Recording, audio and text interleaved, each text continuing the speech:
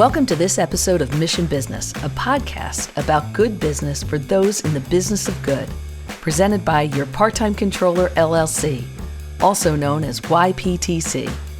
My name is Jennifer Alleva, the host of Mission Business and managing partner at YPTC. In this episode, I speak with Ryan Easterly, Executive Director of the WITH Foundation, an organization that promotes the establishment of comprehensive healthcare for adults with developmental disabilities. The WITH Foundation is one of YPTC's amazing clients that we are proud to serve every day. In our conversation, Ryan shares his story and perspective, the inner workings of the WITH Foundation, and how they are working to address individual needs and what inclusive and transformative healthcare really means. And now, my conversation with Ryan Easterly.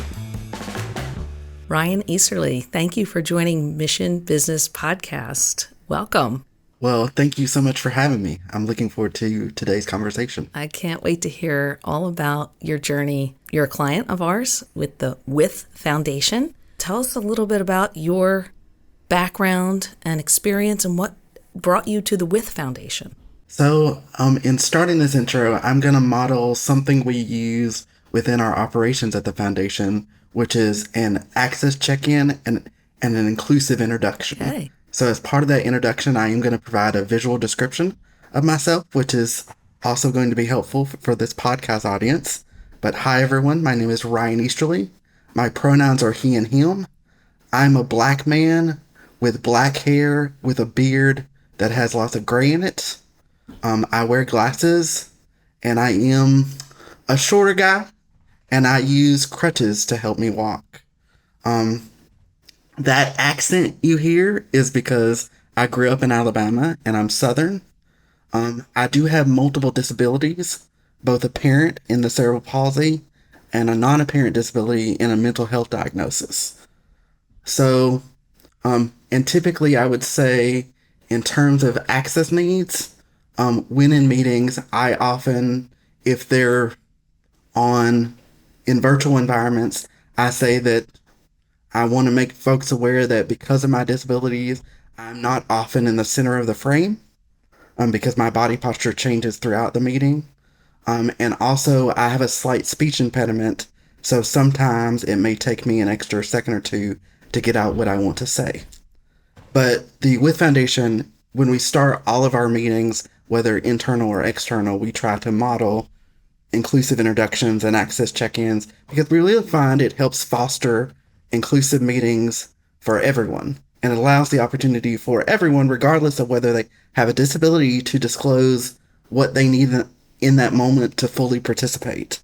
So, even if you don't have a disability and you're dealing with childcare issues, it allows folks the opportunity to say, hey, I'm dealing with childcare issues or I have this or that going on. But it is in keeping with the tenets of disability justice, which is something that is core to how the WITH Foundation operates.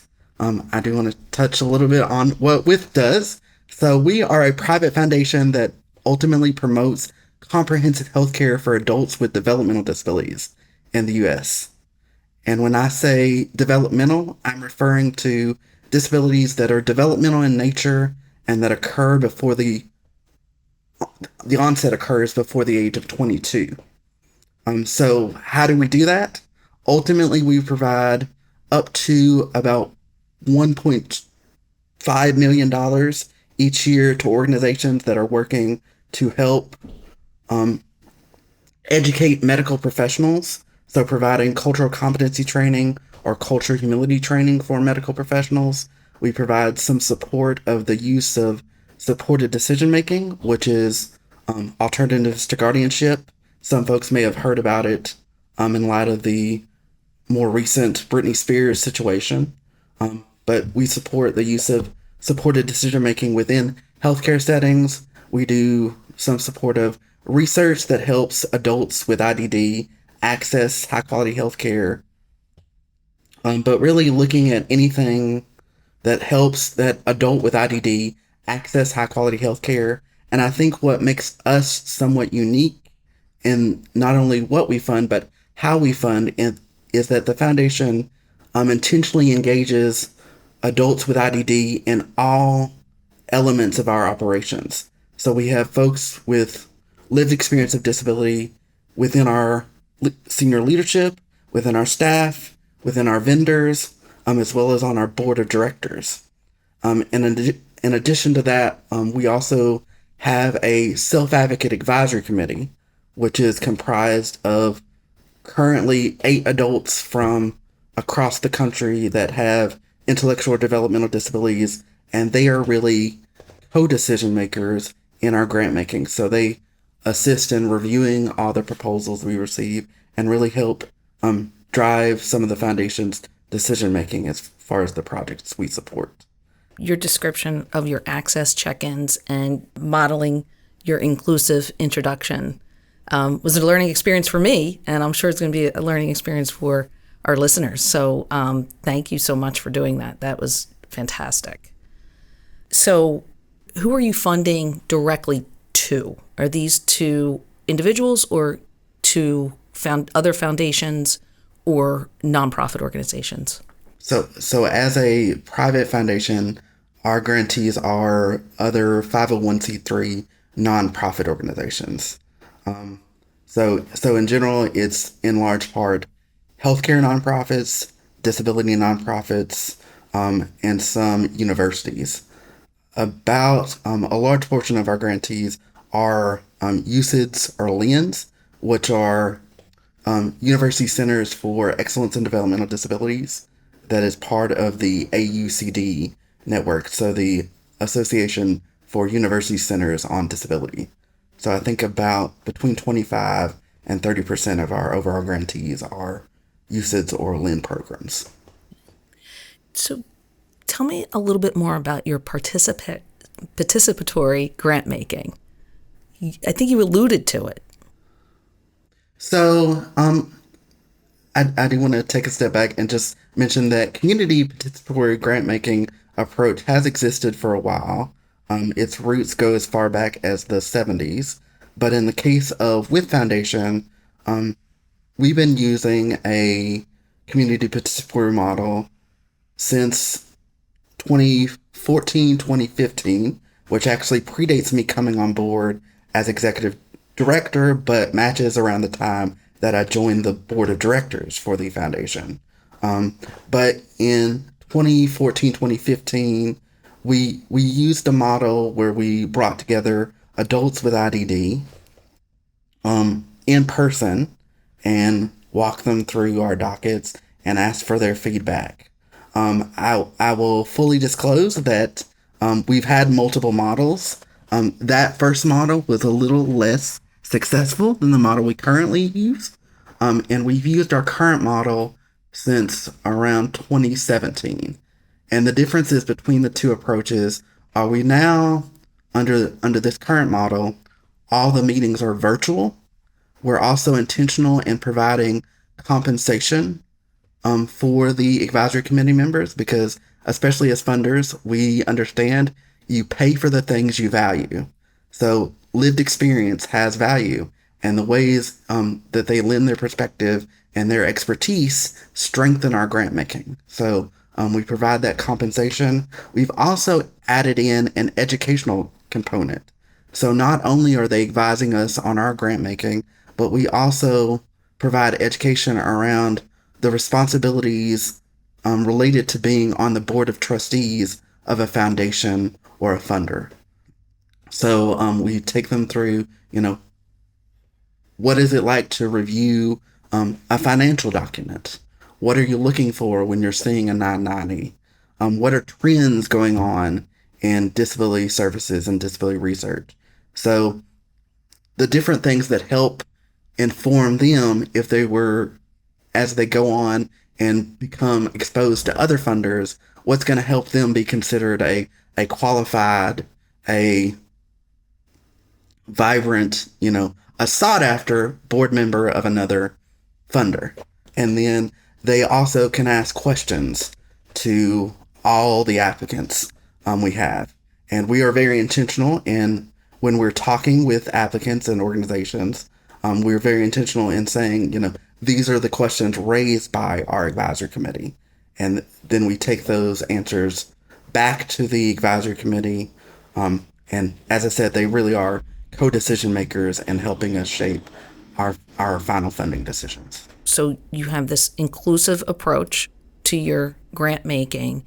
And while you're doing so, you are educating those with disabilities to become more participatory in other nonprofit organizations, potentially being board members. So training and development of potential board members, which we need so much in the nonprofit world. So I think for me, as someone with a disability, and I didn't grow up around money. I don't think I was aware of philanthropy until I got to college, and especially as a finance individual, you're aware of balance sheets. Some of the balance sheets I look at have much higher numbers than I ever grew up around.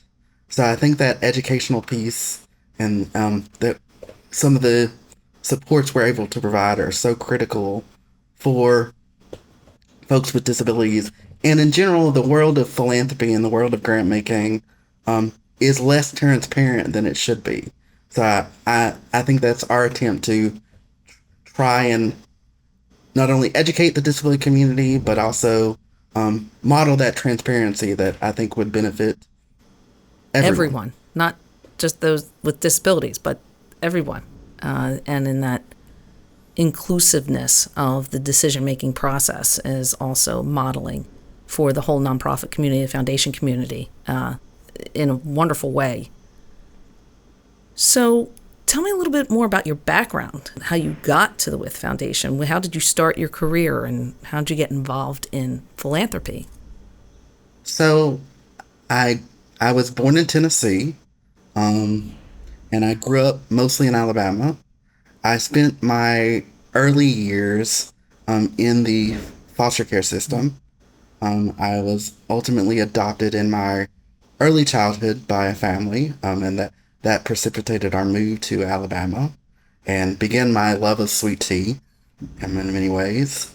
And then I was luckily born into a family that was knowledgeable about disability issues. My mother was a special education teacher, and she actually helped me understand many things about kind of the process of things and the supports that I needed before it was on trend. And I will say my mother, was sitting me down and having conversations with me before that was the thing to do. They were also very intentional in letting me know early on, like, hey, we're glad you're in this family, but we don't have a lot of money, so we expect you to go to college, but you better get scholarships for that. So they were very intentional, and I always appreciate that. I also got kind of the desire to make a difference in my community and make a positive impact from my upbringing. And I began when I was in high school to become more of an advocate for people with disabilities in a number of different ways. Ultimately, I ended up being appointed to the Alabama Governor's Commission on Disability and help advise the governor. When I was in high school, I did a program called the Alabama Governor's Youth Leadership Forum. And these are forums and programs that specifically help students with disabilities develop leadership skills. There are about 33 wildlife programs around the country. But participating in that program was the first time that I began to understand kind of the role everyone can play in making a difference. I think until that time, I kind of saw a leader as being kind of one thing. So it's, to me at that time, it was the person who's always on, that's kind of like the center of attention, that draws, people to them, that's charismatic. And that is not me. If I now know, I've taken Myers-Briggs a few times, I'm the most introverted extrovert. According to the test that one of the proctors ever gave. And to most of my friends, they say that they don't know how I'm technically an extrovert because they know me to be an introvert. So I think I straddle the line. But it was then that I began to, through participating in YLF, that I began to understand, like, really it's, you do what you can to help your community, to help the folks around you. And to me, even to this day, like, that's how I'm able to tackle things and support people. Is, I think, for me, I break it up into small bits and say, maybe I can't change the world, but I can, introduce this person to additional resources. I can, help this person get the support they need. So, and I think it was through the YLF program that I began to understand that. And then, my leadership continued to grow in college. And then ultimately I went to DC and did an internship at the Department of Treasury. It was then that I realized I liked DC. I didn't like working in the Department of Treasury, but I went back to Alabama, finished my last semester, graduated. Where did you attend college? Troy University. Troy. But then I ultimately graduated and began the journey that many in the disability community, have of trying to find employment. And at that time, I had been appointed by the governor, knew a lot of folks, done a lot of things, had a wide network of folks, but it still took me quite a while to find an actual job. And it's not because I was picky. It's like, I was I had a college degree and was going in for interviews as a secretary, as an admin, where my job was to make copies. And at that time, this gives away my age a little bit, but, I would have been making around $6 an hour. And I go into interviews and the first question they'd ask is, can you type? And at that time, I had a college degree, so I'd explain, yes, a lot of typing was necessary when I was getting my degree. But a lot of folks have, issues finding competitive employment, and I was no different. I applied for over 100 jobs, and I had a spreadsheet where I kept the list of jobs I was applying for. And then after 100, I finally had to stop keeping the list because it got too depressing. But then eventually I did get an interview at the Department of Labor and ended up working on their workforce recruitment program, which is an internship program for college students with disabilities. So that was my first kind of professional job. At that job, it was a temporary appointment. So I knew going in that it was a limited amount of time. And luckily for me, I had a colleague that worked in the office that she told me, oh, there's this foundation that they're looking to hire, and they're funding in the area of disability. So, and I will always remember this. I, submitted everything, and of course had friends and colleagues help me with everything, and did mock interviews with them, but actually got an interview. I went to go in the office, and it's this very, very nice building. And you go in and everyone's kind of quiet and everyone looks so put together. And, but I went on the interview and they, asked some very interesting questions. And I tell especially young people, because they look at, how did you get into philanthropy? And, kind of thinking like, oh, you must have always known. And no, I didn't. On my first interview, I still really didn't grasp what the job was. I went into that interview kind of thinking, oh, they want me to help build leadership programs. Because when I looked at their website, it seemed more like, they were supporting and building these leadership programs. What they were doing was funding them. But to me, what came off on the website was, oh, they must want me to build programs like these. And I thought, oh, I can do it. I've done it before, and I've been a part of other leadership programs.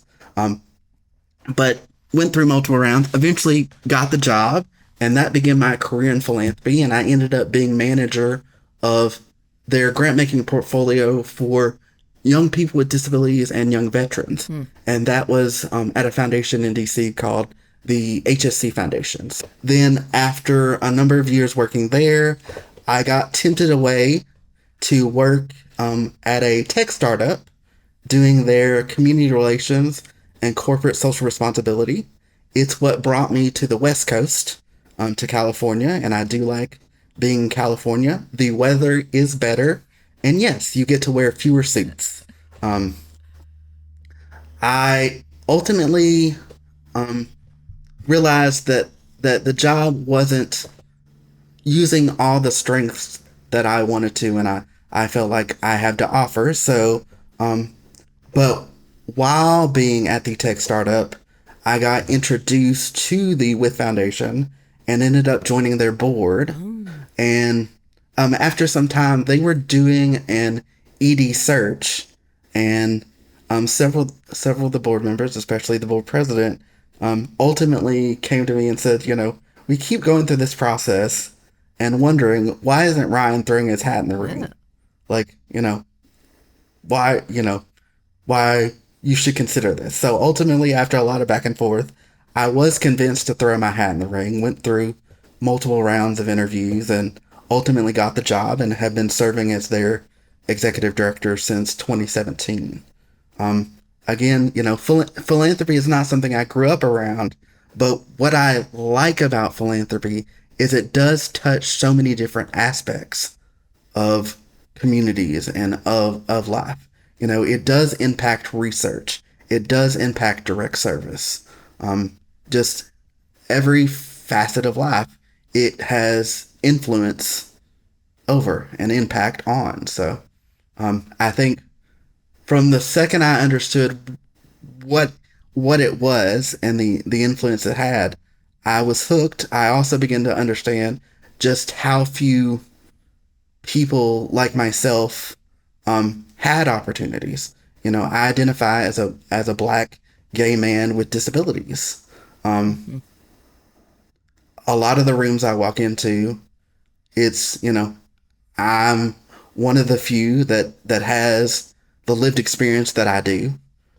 So I think it's critical for folks like myself or any person that is marginalized or has historically excluded identities to consider working in philanthropy. And and part of my role outside of the healthcare funding that WITH provides is to, through our advisory committee and through many of the other forums that I'm able to be a part of, help educate folks and prepare folks and open the door for folks so that they too can share their lived experience and be part of grant making. Because I do think having people that have a diverse array of lived experience actually have impact and decision making power in grant making is what is going to ultimately help make things better for everyone, but especially those with multi-marginalized identities.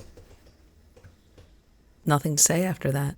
You are an amazing example for people. I'm sure I don't know if you use the word role model or mentor, and using your life in this way is, as you say, everyone can make a difference, and it certainly sounds like it's what you do all the time. Thank you. We work with you on the business side of things. Your part-time controller, our associate David Pate, who was the one who suggested I interview you on Mission Business. What have you learned along the way working with David? Well, can I just start by saying how incredibly grateful I am for David and the support he provides us, and just your part-time controller in general. As WITH Foundation is a lean, small staff foundation. So I am the only FTE. We do work with a number of other consultants to help support our operations in many other ways. But the model that your part-time controller has is ideal, I think, especially for small staff foundations, because it enables us to do what we do well and then depend on your part-time controller and wonderful folks like David to support them in doing what they do well. So my background and my education is not in finance. I do know a lot more about finance these days than I used to, but I still would not consider myself a finance person. So having someone like David that is there that, and I will say, especially in my transition, since coming on board in 2017, really I was tasked with number one, helping us transition to a virtual foundation. So we gave up our office space pre-pandemic because at that time our board was thinking, that's more money we can put into grant making, but also in professionalizing our operations in general. So one of those things I was able to do was bring on your part-time controller and really, with David's support, really make sure that everything was ship shape in terms of our bookkeeping, and that there is someone there that's able to talk to when we're doing tax prep with a firm, that David is now there to assist and making sure that in addition to my perspective, he lends his perspective to those conversations as they're preparing a 990. But it again, as someone who my training is not in finance, David has been tremendously helpful in helping make sure that we are as professional and things are as together as possible. And he's also one of the education sessions that we provided the advisory committee. He also conducted for our advisory committee. So he took them through, here are red flags that I look for. Here's kind of the quick things from my perspective of if I see financial documents of a nonprofit. So in lots of ways, what he's been able to do for us has been so helpful. I'd also be remiss. I think if our board were here, they would want me to mention how helpful he's also been able to provide us with pie charts. Pie charts. And especially with our board of directors, we talk a lot about making sure that the information they receive is in multiple formats because, people learn in different ways. People take in information in different ways. And I think, having those pie charts is another way that we're embodying the values. And I know for sure, that some of our board members that have been less engaged when it comes to the discussion of, the ins and outs of finances, it's another way that they're more actively engaged because the information is in a way that they can understand or something that they, are more responsive to. So the board would, if they were here, would also say just how much they appreciate the pie charts. We love a good pie chart or any data visualization that tells the story in a meaningful way to non-financial board members and members of staff that can learn in much more visual ways too. So thanks for saying that.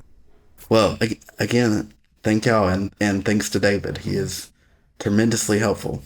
Let's talk a little bit about your outside your day job at the WITH Foundation and all of the boards and councils that you are involved with now. Ryan, you are really a nationally facing individual in the world of disability advocacy and also in philanthropy. So tell me about, you were just appointed to the President's Council on Disability Inclusion in Philanthropy. Am I saying that right? Yes. And I'm just going to generally say, buckle up, folks. I am very busy. I don't know how this all happened, but I'm thankful it all has. But as of today, actually, the press release formally went out announcing that I am succeeding Darren Walker, who is the CEO of Ford Foundation, as the co-chair of the President's Council on Disability Inclusion and Philanthropy. And what the council is a group of 17 foundations at this point, have come together to ultimately say, we're going to do what we can to advance disability inclusion and philanthropy. So that includes encouraging more funders to be intentional in funding disability issues, more specifically disability inclusion, disability rights, and disability justice, as well as we're going to do what we can to advance the inclusion of folks with lived experience of disability in philanthropy. Now we know, there are folks with disabilities working in philanthropy, and a large part of them have not apparent disabilities, and they may not feel comfortable in disclosing their disability in their current workplaces. So some of the supports that the council offers, and more broadly, one of the things the President's Council is a kind of project of the Disability and Philanthropy Forum, which is an online portal for funders. But one of the things the portal provides is a number of workshops, a number of supports that helps funders create those more inclusive, open environments so that people are able to get the supports they need to be, to feel supported and comfortable in disclosing their lived experience, whether it's disability or other forms of marginalization and oppression. But I am very pleased to officially be co-chair, and I'm co-chairing it with Rich Besser, who is the CEO of Robert Wood Johnson Foundation, which is a very large health equity funder. And Rich has been involved in the council since its inception, as has With Foundation. But I'm very excited to be co-chairing it with him and continue the work and to continue advancing disability inclusion in philanthropy in all the ways that we can. And also, if there happen to be other funders listening to this, I encourage you to check out the Disability and Philanthropy Forum website, and especially take a look at the Disability Inclusion Pledge, where the forum has outlined some basic milestones that they're supporting funders in reaching that will ultimately help foster disability inclusion in philanthropy. And that disability inclusion pledge, at this point, there are more than 70 organizations that have signed on to the pledge. And I would say, if you haven't thought about being intentional and addressing disability, it's a great group to join, because you'll find many partners and peers that are in the same place in the journey. Just so that listeners know, when we talk about the President's Council on Disability Inclusion in Philanthropy, the president we're talking about is President Biden. So, I do have a presidential appointment, but it's a different thing, and that's why I said buckle up, folks. Okay. So with the President's Council, that is signifying that it's the senior leadership of foundations. Got it. So at this point, it's 7 senior leaders at foundations. My presidential appointment is currently I do serve at the pleasure of President Biden for their White House Commission on Presidential Scholars. And that commission focuses on identifying 161 scholars each year that are high school students that are exemplary in their communities and within their states, and they receive support from the White House and kind of have a platform from the White House as a result of their efforts. So I am one of the commissioners that helps identify and helps the White House with their process of identifying those scholars. Got it. And it is tremendous. I thought I was accomplished until you start learning and just getting to know more about the White House presidential scholars. And then I feel like, what have I been doing with my life? Because, some of these individuals, at 16, 17, 18, are just already changing the world. And it really does make me feel lazy. Oh, Ryan, I'm laughing because just listening to you speak and all the things that you have accomplished is just so impressive, and you are there for them. Well, thank you. I do what I can, but trust me, if you got to meet some of these scholars, you too would feel like, what have I been doing? Because I don't know it's how you have time to sleep, quite frankly, between the With Foundation and what the Presidential Council and the White House Commission on Presidential Scholars. And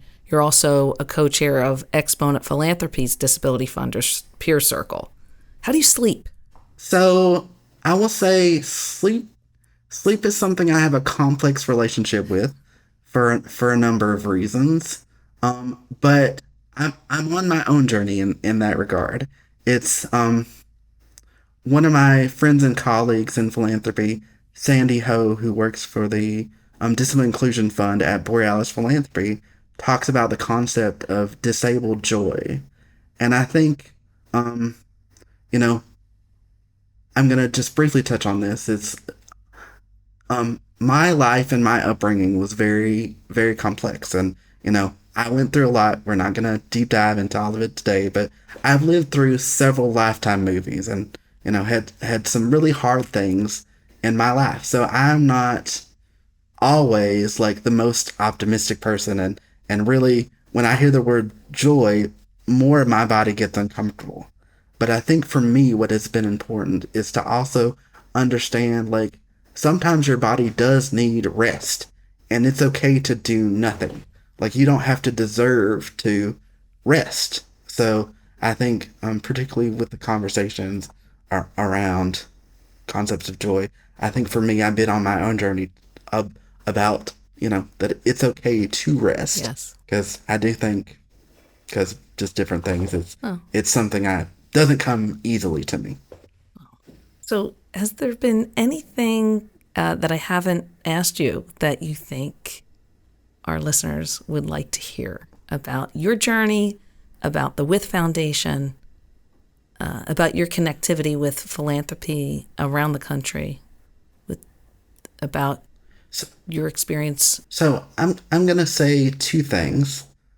The first one, I want to speak to if you are an individual that maybe you haven't had as much exposure to disability, or maybe you're on your own journey being a loved one of someone with a disability, or you yourself have a disability. In general, I just like to point out the fact that sometimes when I and others share, stories or stories like mine, the takeaway can be, well, how inspiring.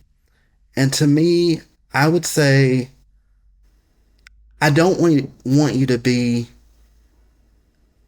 inspired just for the sake of it, because understand, like, the things about my life and the things that are that make me actually have very little to do with my disability. And the things that have been most impactful about my life are things that are not apparent. I'm very persistent. I've been through a lot. Many of the things, we won't touch on today, but understand, like, but that still didn't change my disabilities has not changed, like, the fact of growing up, I knew I wanted to make a difference. People with disabilities, even if their disabilities look very different, whether they're apparent or non-apparent, like, they still have the desire, the capability of making an impact in their communities, in their environments. So, when you're hearing these stories, and I hope that you take away today that, if it's going to inspire you, let it inspire you to, talk more with those family members you have with disabilities. Be more open with your own disabilities. Or if you haven't had as much contact with people with disabilities, like, reach out to your local organizations, talk to folks with disabilities. Also, do what you can to not just view us as objects of inspiration of pity. I'm a full-fledged individual. So even though I have led a miraculous life, it's, the things that are most miraculous about me are not my disability. It's, I've been through a lot. I hopefully am a good friend. So just please do what you can. Thank you. Thank you. But do what you can to push yourself to making sure that you're engaging with people with disabilities as more than objects of inspiration or objects of pity. And, you're accepting us as our full selves, because it helps everyone. Beyond that, I would also say, if you are a funder or if you are working with funders, I hope you will do what you can to help me and help others. Encourage funders to get beyond the days of where they say, oh, we don't do disability, or, we're not a disability funder. There's no facet of disability that doesn't touch on other communities, other forms of identities. So if you're wanting to make a difference in education issues, you should be intentional in addressing disability. If you want to make a difference in women's issues, you should be intentional in addressing disability issues. If you want to be intentional in addressing racial equity, you should be intentional in addressing disability. So if you're working with funders, if you are a funder, like I alluded to, join the Disability and Philanthropy Forum and help us get beyond the days of, we don't do disability. Because as someone who has multiple historically excluded identities, it serves no one to have that perspective. And to be frank, it's discriminatory. You're only making it harder for individuals like myself to exist, to be our full individuals, to contribute everything we have to offer, if that approach continues to happen. I went through life, there were times where, I interviewed jobs to shred paper. And now I run a foundation that has, a multi-million-dollar corpus and gives out up to $1.5 million a year. It may seem special. It may seem, extraordinary, but I promise you, there are many other people with disabilities that have the same capabilities, have the same potential that I do. It's just they need folks that will help give them the opportunity and the support that I had. So I hope, as you listen to today's conversation and y'all are out in the world, try to be part of the solution. Try to be a part of engaging with people and supporting people in ways that, encourages everyone to be their full self. What a great message. Thank you for all your messages and all the conversation today. You talked about joy earlier. It was an absolute joy to talk to you today, Ryan. And thank you for being a client at your part-time controller. Well, thank you for allowing me to be part of this conversation today, Jen.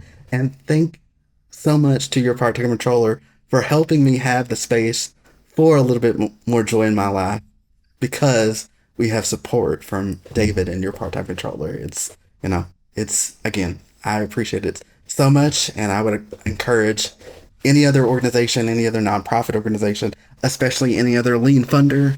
I can only preach the gospel of how great y'all have been and how, y'all have really been a partner in helping us do what we do best. So thank you so much for your time today. That was my conversation with Ryan Easterly, Executive Director of the WITH Foundation. Next up is our Ask the Controller segment with YPTC's own Director of Strategic Partnerships, Geraldine Dressler, and YPTC Associate, David Pate. Hello and welcome to Ask the Controller. I am your host, Geraldine Dressler, and I want to give a warm welcome to our guest, David Pate from our Washington, D.C. office. Hi, David. Thanks for being here today. Hi, glad to be here. So, Ryan talked about how he has implemented financial literacy training for WITH Foundation board members that you have been instrumental in, specifically the pie charts. Can you talk a little bit about how data visualizations has helped the board members be more effective in their roles? Sure. Well, the board members take their oversight responsibilities very seriously. And one key factor they're looking for is the efficiency of the foundation. That is, what are the total grant dollars given out as a percentage of total expenses? That information is in the financial statements, and I always mention it in a board meeting, but I can draw attention to it best in a simple pie chart that's front and center in their financial package. And I can tell from their feedback that they get the message best that way. That's great. And that's the whole point, right? Is for them to be able to make better decisions using the data that you give them. That's great to hear. So Ryan talked about the challenges of running a lean foundation. He always has to do more with less, of course. Is there a particular process or way of doing things that he has implemented that stands out to you as having been instrumental in the WITH Foundation's success? Ryan certainly has a lot on his plate. And so probably the best operational improvement was my working with him to implement Bill, which is formerly known as Bill.com. That is cloud-based software that automates and streamlines the accounts payable process. It saves him time and effort in obtaining payment approvals and not having to print and mail checks. That frees up time for him to focus on running the foundation. And Bill also leaves a good audit trail, and it syncs with their accounting software, which makes me happy as well. Yeah, using technology really seems to be the key, especially with organizations that are small and lean like the WITH Foundation. So glad that you were able to assist on that end. And finally, what do you like best about working with Ryan and the WITH Foundation? Well, Ryan and I worked together at our previous employer, the HNC Foundation, and we learned a lot from each other in the process. We have plenty in common because of our backgrounds in healthcare and nonprofits.